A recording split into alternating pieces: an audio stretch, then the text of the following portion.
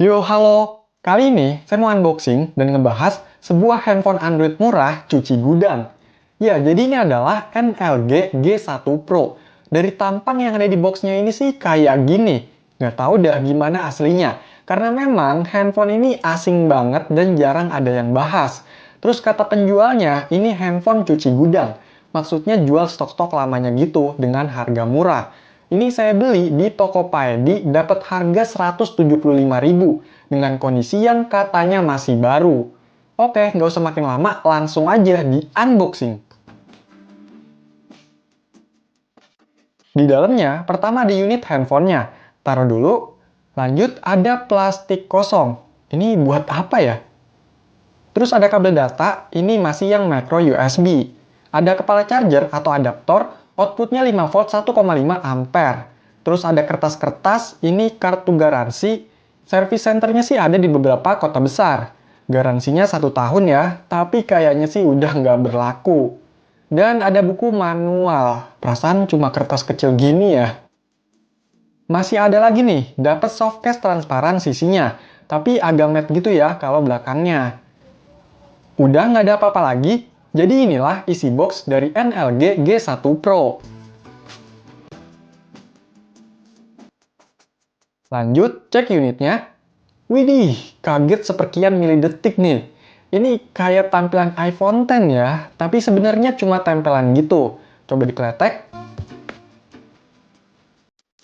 Nah, ketahuan kan jati dirinya? Untuk bentuknya itu dia kayak gini. Bagian depan, di atas layar, ada kamera, earpiece, dan sensor. Bawah layar nggak ada apa-apa, tapi ini bezelnya tebal banget ya.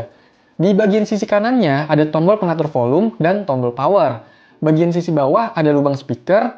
Wih, ada dua nih. Ntar dicek ya. Dan ada lubang mikrofon. Sisi kirinya kosong, bagian sisi atasnya ada lubang jack audio dan micro USB. Untuk bagian belakangnya seperti ini. Di sini ada kamera, kelihatannya ada dua ya, ntar dicek. Ada tulisan Jazz, apakah ini car Jazz optik? Wah, gokil sih kalau bener. Dan lampu flash. Cukup simpel ya, by the way ini nggak ada tulisan atau logo dari merek NLG. Warna merahnya ini ngejreng banget, glossy-glossy gitu, tapi ini bahannya masih plastik. Kalau menurut saya, build quality-nya lumayan, nggak yang kretek-kretek atau kasar gitu, halus lah. Untuk baterainya, apa udah tanem ya? Tapi nggak nemu slot SIM card. Oh, ternyata ini back covernya bisa dilepas dengan mudah. Ini ada buat bukanya. Di dalam sini ada slot micro SIM, terus nano SIM, dan micro SD. Untuk baterainya juga bisa dilepas ya. Ini kapasitasnya 2000 mAh. Pasang lagi baterainya. Oke, coba dinyalain. Semoga bisa nyala. Yes, nyala!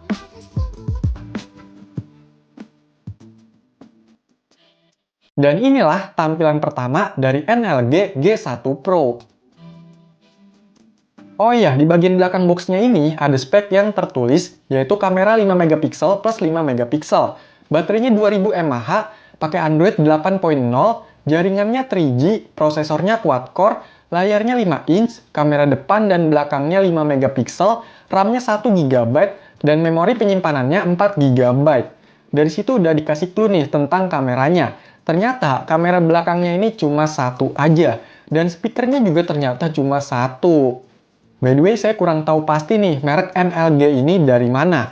Apakah dari lokal? Buat yang tahu boleh komentar ya. Lanjut, kita cek kesetelan tentang ponsel. Versi Android-nya di sini emang 8.0 ya, dan patch keamanannya Juni 2016.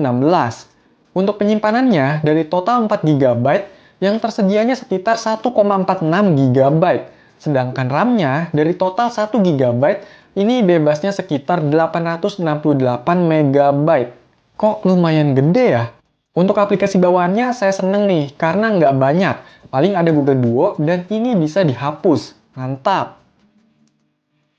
Kalau ngelihat UI-nya, ini ada kostumisasi. Kayak icon-iconnya aja ini udah kelihatan. Notification panelnya dan action center-nya juga ada di bawah. Kalau dari Android ini mirip-mirip kayak Vivo ya. Tapi untuk wallpaper lock screen-nya ini malah pakai punya Xiaomi. Agak-agak membingungkan nih. Oke, coba cek kameranya.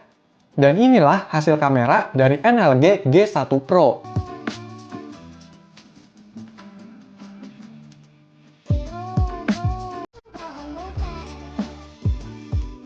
Lanjut, coba pakein kartu SIM. Dan ternyata masih bisa keluar sinyal. Jaringan 3G-nya juga masih muncul ya. Nah, untuk penyimpanannya, ini bisa diubah ke microSD. Jadi kita bisa pindahin atau install aplikasinya ke microSD. Ya, walaupun nggak semua aplikasi bisa pindah ke microSD ya, tapi ini lumayan ngebantu mengingat penyimpanan teleponnya ini kecil. By the way, saya masih penasaran sama spek handphone ini yang agak aneh. Jadi saya coba cek pakai aplikasi AIDA 64. Dan hasilnya, yang tertulis di sini untuk RAM-nya itu cuma 512 MB aja. Lah, kok bisa? Tapi kalau penyimpanan internalnya bener nih, 4 GB. Chipset yang dipakai di handphone ini MediaTek MT6580, Cortex A7, quad-core 1,3 GHz, masih 28 nanometer dan berjalan di 32 bit. Untuk layar, resolusinya 480x854, jadi rendah ya. Dan GPU yang dipakai itu Mali 400 MP. Nah, di sini untuk versi Android-nya ternyata yang kedeteksi itu versi 5.1, Android Lollipop, bukan Oreo. Waduh. Karena saya masih nggak yakin, saya coba tuh cek pakai aplikasi CPU Z. Nah, kalau di sini dia sesuai tuh kayak RAM-nya 1 GB dan Android-nya 8.0. Tapi API-nya itu masih 22. Lah, kok nggak nyambung ya? Akhirnya, karena masih penasaran juga, saya coba ceknya pakai ADB-Cell dengan menyambungkan handphonenya ke laptop. Nah, di sini saya cek tuh untuk RAM-nya itu yang kebaca totalnya sekitar 400 MB atau buletannya itu 512 MB aja. Untuk memori internalnya, ini saya rasa memang benar kalau dihitung-hitung sekitar 4 GB-an. Dan untuk versi Android-nya, ternyata di sini kedeteksinya itu 5.1, SDK atau API level 22, di mana itu merupakan Android Lollipop 5.1. Waduh, jadi ada permainan gini ya. Sebenarnya dari pemakaian saya juga udah kerasa gimana RAM 512 MB dan Android Lollipop. Ya, walaupun begitu, handphone ini masih bisa dipakai kok kalau untuk sekedar buat dengerin lagu, nonton YouTube di resolusi rendah, atau chatting dan sosmed yang ringan. Itu pun harus rajin-rajin ngehapus, jangan sampai penuh banget memorinya. Terus kalau bisa, jangan login ke Play Store deh. Ntar pas auto-update Google Service-nya, itu jadi tambah berat. Mending install aplikasinya lewat file APK-nya aja. Tapi kalau mau pakai aplikasi yang mewajibkan Google Service versi terbaru, ya terpaksa. Gimana kalau buat main game? Ya sebenarnya udah ketebak kalau bakalan sulit main game di handphone ini. Kalau sekedar game-game yang nggak berat masih bisa. Ini saya install GTA San Andreas aja masih selamat. Atau kalau mau main game emulator itu sekelas PS1 ke bawahnya bisa. Tapi ingat, jangan berharap lebih. Apalagi buat main game-game online populer. Nah untuk baterainya, ini kalau menurut saya standar aja 2000 mAh. Nggak bisa kuat seharian, apalagi kalau sering dipakai. Screen on time pemakaian saya bisa dapat sekitar 1,5 sampai 2 jam. Tapi untuk ngecharge-nya lumayan cepet, kurang dari 2 jam aja bisa full. Nah kalau bagian bodi ini, saya lumayan seneng, karena ini cukup bagus untuk harga segini.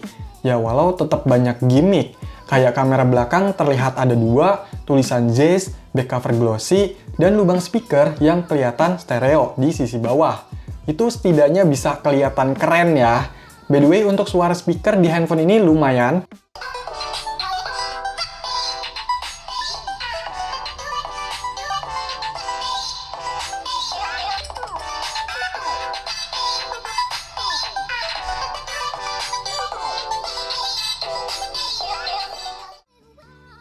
Terlepas dari spek yang diakalin, gimmick, versi Android, dan kekurangannya, ya kembali lagi lihat harganya. Yang cuma 100 ribuan udah dapat handphone Android, layar sentuh, dan lumayan lebar. Bisa dipakai walau harus banyakin sabar. Ya masih masuk akal, dan kalau mau dibeli silakan. Buat yang masih penasaran. Oke, jadi itulah unboxing dan pembahasan handphone murah cuci gudang 100 ribuan, yaitu NLG G1 Pro. Kalau masih ada pertanyaan atau info tambahan, yuk komentar. Sekian video ini, semoga bermanfaat. Silahkan di like, share, dan subscribe channel ini. Terima kasih.